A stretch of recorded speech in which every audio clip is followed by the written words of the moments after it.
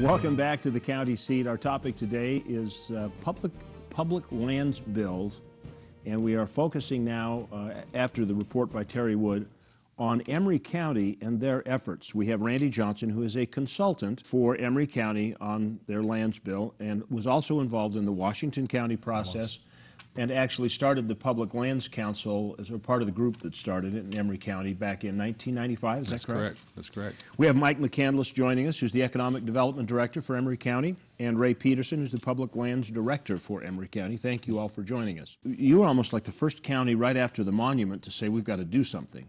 So when did you decide to start this process to come up with a specific bill? Actually, a couple of events happened. The monument, Grand Staircase, of course, and we've known for years that the Santa Fe Swell and other parts in Emery County are targets for possible designation. But the Washington County land bill was successfully passed in late 2008. Resource management plans for a number of the BLM field offices were also completed at that time. So we had a management strategy from the agencies completed, but it didn't address wilderness. And that component has been a cloud hanging over Emery County for years, and we would like to finalize that. There were some early efforts in 98 and 2000 to do that with legislation. Were unsuccessful. But with the passage of the Washington bill, the Emery County Commission asked the Public Lands Council to take a look at this, see if there was support for it, see if it would make sense to consider doing this again, which the Lands Council created some subcommittees, 7 subcommittees, held some scoping meetings, filled out the pulse of the public to see if there was support, and determined there was. And so started in a process of what would make sense, and it's been over 3 years in the making now to get to where we are now. A lot of people decided the fact that when we started the Public Lands Council, that was the purpose of it, was to create a picture of what we wanted to have happen on the Santa Fe as part of our whole county general plan. And we twice, in 98 and again in 2000, took legislation to Washington, D.C. in an effort to, finalize back then. And it was much like what we're trying to do now, but we just didn't have the partnerships built then to succeed in Washington. Much of what we did in Washington County was based on earlier efforts by Emery County. So Emery County's really been at the cutting edge of this, the point of the spear of this thing for a long time.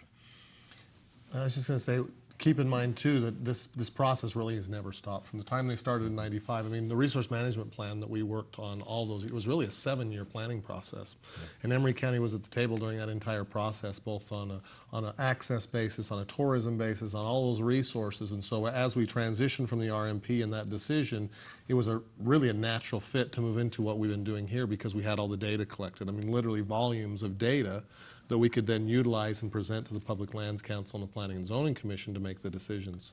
Did you guys scramble early on this? Because at one time there was conversation about making the swell a monument just to address the wilderness study area issues? Well, let's be very, very clear on that one, because that was a very volatile time in Emery County. The only reason the monument was ever considered was because at the time we had a president who said, I know the work you've done there. I know what you've tried to do in Congress. If you want to bring that exact plan to us as a monument, we're willing to make a monument based on your work. So the only reason we ever considered it was because of that offer from the White House. Outside of that, the monument was never an option. But that will never happen again. We'll never have that opportunity again. That's the only reason we ever consider it. Other than that, we've twice taken this similar kind of legislation to D.C. and now back around again, having wiped the slate clean, started over with a fresh group of stakeholders and come up with where they are right now. Even in the beginning process of this 2 or 3 years ago, I had the opportunity of attending a couple of your meetings early on. Yeah. There was a lot of, I don't want to say mistrust, but there was a lot of apprehension from many of the groups. And yet the council seemed to be very clear and very open in its process and its goal, which would have seemed to be a good goal. you're right. You were there in the midst of a couple of meetings that got a little heated, and there was some apprehension. And it wasn't on anybody's to-do list to go do a land use bill. It was nobody's favorite. But it became clear that if we were going to do something, it was timely to do it. And so took it on and it tried to explain that to the public and all the stakeholders. And we watched the attitude of the public and those stakeholders embrace that idea too. Yeah, this does make sense. We're going to do something. I believe you probably sensed that. Yeah, I do admit that the mood has changed quite a bit in the last year. It's attributable to these guys and to that Public Lands Council because of the way they have drawn in the stakeholders. They've cast a broad net. They have involved the public from the get-go. It's been a really remarkable effort. I think the commissioners did two things that made that better. Number one, they kind of they changed the bylaws of the Public Lands Council so they were not voting members any longer. What that did is it freed up the Public Lands Council to feel like this was their project. It basically bought some ownership for that Public Lands Council. So that took a little bit of the distrust, political distrust locally away, so that Public Lands Council knew this was their task. Then number two, the other thing we did that helped alleviate some of the concerns you saw early on was the field trips. We were doing field trips, not just sitting around maps, because that's a great way to sit and grandstand, but when we actually went out on the ground with groups of people and said, let's all look at this together, you know, with all of the stakeholders, grazers and environmental groups and mineral producers all there. It's really hard to get in that fight when you're there looking at it because you can't just, oh, I remember this, I remember that. No, it's right there in front of you. So those two things, I think, made a big difference in the tenor of the way that the process worked after we started doing that. Any of the groups start to gain resistance as you went through this decidedly open process where they may not have perceived it as so open in the past? We had one group that decided not to participate about halfway through and withdrew, and were very direct about doing that, and we continue to invite them to participate. They've, to this point, refused that, but the offer's still there and to anybody. But other than that, everybody's hung in there. Not that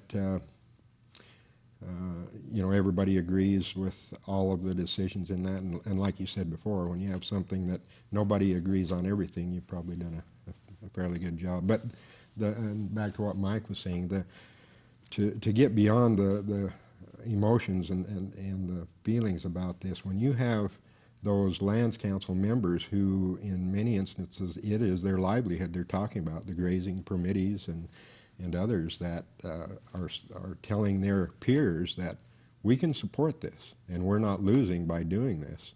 It's gonna create some certainty in our resource use.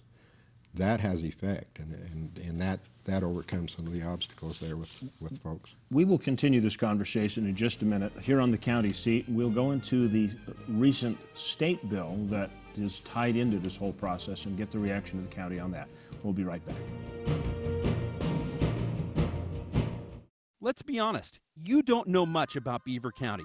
Well, let me tell you about it. It's the birthplace of outlaw Butch Cassidy and inventor Philo T. Farnsworth. Some of the best skiing in Utah is at Eagle Point. You've got camping, Canyon Breeze Golf Course, Crusher and the Tushers, Beaver Territorial Courthouse, snowmobiling, Renewable Energy, Pioneer Car Show, Squeaky Cheese, Ghost Towns to explore, best water in the country, Paiute ATV trails, Old Frisco Kilns, horse racing, hunting, fishing, and it's a good place to live.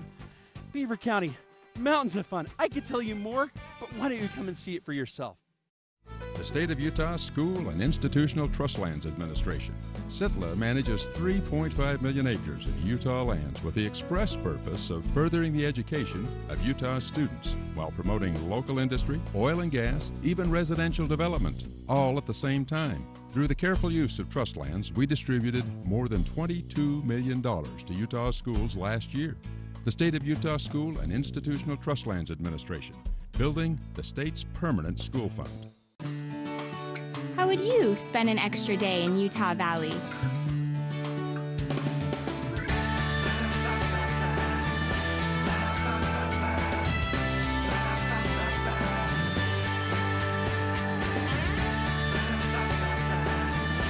Stay one more day. Visit utahvalley.com to make reservations. Utah Valley. Bring everyone together. Almost 45% of the oil produced in Utah, 7.8 million barrels, comes from Duchesne County. That oil feeds our state economy, provides job growth, and supports local business. Here in Duchesne County, we're working to make Utah an economic, cultural, and technological leader. Whether you're here for business or pleasure, Duchesne County will welcome you with open arms and invite you to explore all the beauty of the Uinta Mountains. Duchesne County, close enough for business, far enough to get away.